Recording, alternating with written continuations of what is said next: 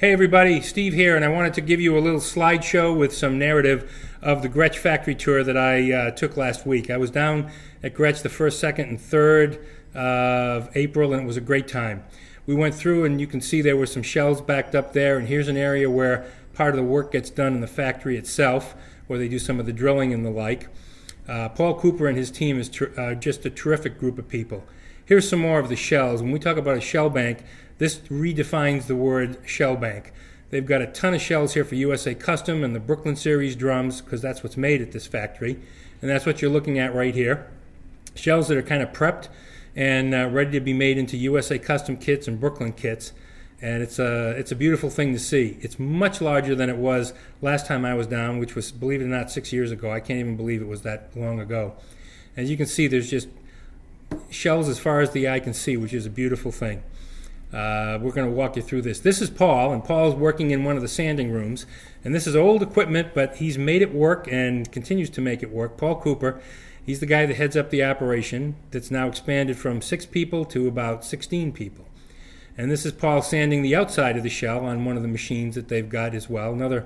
These are old machines. Some of these things go back to 40, 50 years. They're so old. And this is Paul again doing some fine sanding, again on the outside of the shell. And we're kind of walking you through the process here as best we can with a combination of the slides and the narrative. From there we went on into the lacquer spraying room, and that's just a sample of some of the different lacquers that exist when they build out these shells. And these shells are sprayed. Some of these are satin oil, some are gloss lacquers, of course. And the shells are wrapped, and that's a different part of the process. In this room, you're looking at some of the shells that were recently sprayed.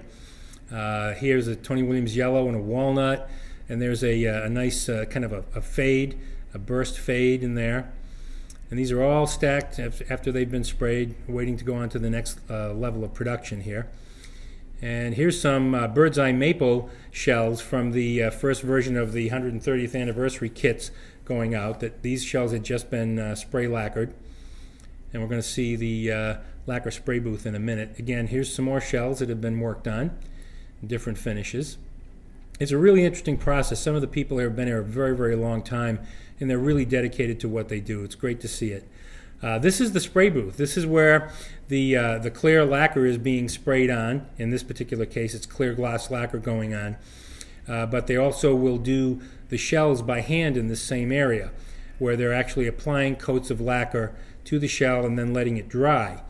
And in a moment, we're going to show you what happens after they apply coats of the lacquer. When people talk about the work that's done on lacquer shells, there's a lot of work involved. What you see here is a person doing the sanding that happens in between the coats. They do 2 coats of lacquer, then they sand it down. They do another 2 coats of lacquer and they sand it down, and the same thing again. So it goes through about 6 coats before anything else happens. What you see here is drilling for the lugs, and it's an old machine not designed to drill anything bigger than a 14-inch depth, and that's why the the shell has to be turned on the machine. This particular part of the drilling is when they're drilling for accessories like tom mounts and brackets of that nature. This particular machine you're looking at is ancient. It's about at least 40, 50 years old, and it's the machine that Paul uses to cut the edges, the bearing edges, and the snare beds.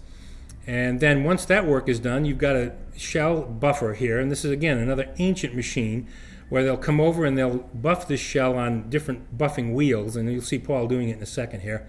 So this is Paul buffing the shell. He'll do it on that first wheel, then he'll do a little cleaning of it on that second wheel, and then there's another machine over to the right that is a final buffing, and when it comes off of there, if it's a gloss lacquer, it's just a beautiful looking shell. At this stage, this is badging the drums. So that's another ancient machine that's used to put the badge on each of the shells. And we're going to walk along from this to the assembly area. This is Barbara.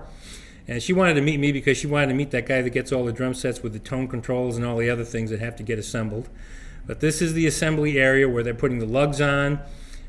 Some more of the assembly here. So they're putting the lugs, the strainers, tension rods, rims, just putting the drums together and getting them ready to be packed up and shipped out.